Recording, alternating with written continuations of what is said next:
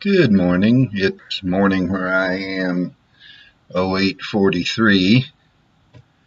I'm Robert McKay. This is Christianity on the Bottom Shelf, where we try to put things on the bottom shelf so that everybody can reach them.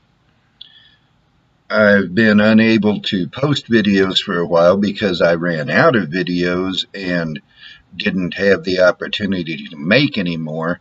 I'm on vacation now, and I've been making several as the days go, and I don't know which one I'm going to upload first, so I'm just putting this explanation for the gap in the front of all of them that I'm making, and that way whichever one goes up first, you'll know why there haven't been any. Meanwhile, today I'm not going to turn to a specific place in the Bible. I want to talk about something that people point to as a problem with Christianity, but in fact is a proof of Christianity, and that's the doctrine of the Trinity.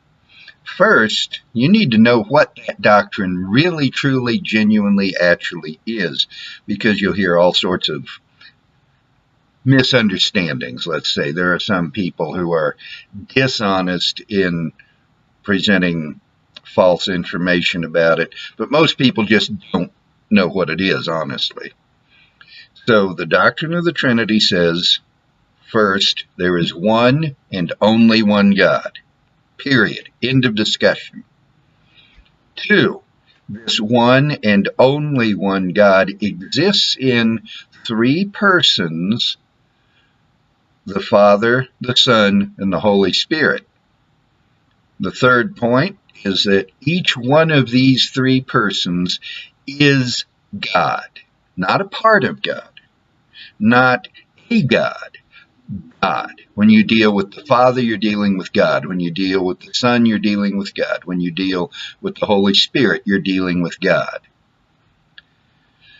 The fourth point is that these three persons, Father, Son, and Holy Spirit,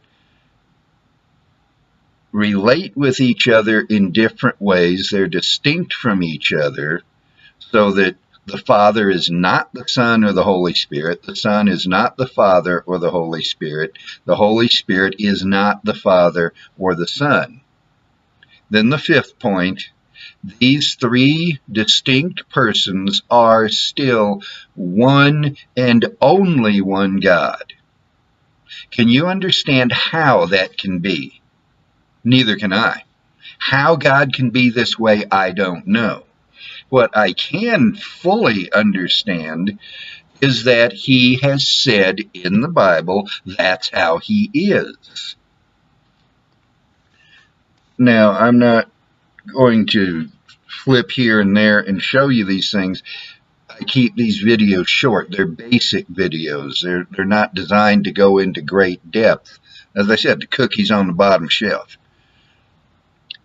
But the Bible does say each of these things in various places, not in the exact words I've used, obviously, but it does teach what I have told you.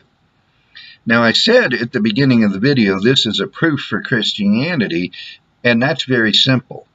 No human being would ever invent such a God. No human being ever has invented such a God. Whether you look at Islam or Hinduism or Wicca or the Baha'i faith or the Navajo religion or any religion you care to name, only one has the Trinity: Christianity. Human beings don't invent things they can't grasp. You look at Star Trek, all the aliens have the same motivations, the same emotions, the same ideas as human beings.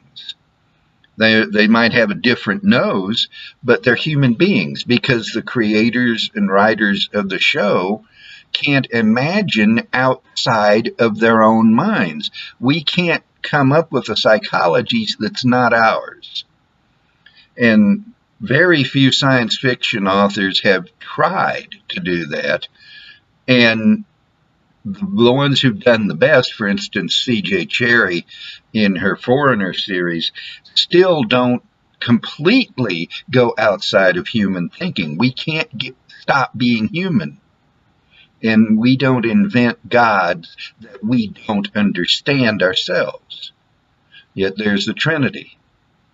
We don't understand, we can't understand how God can be three persons and one God, though each of those three persons is completely, fully, totally, wholly God, and yet one God. We can't understand how that can be. It's not a human invention.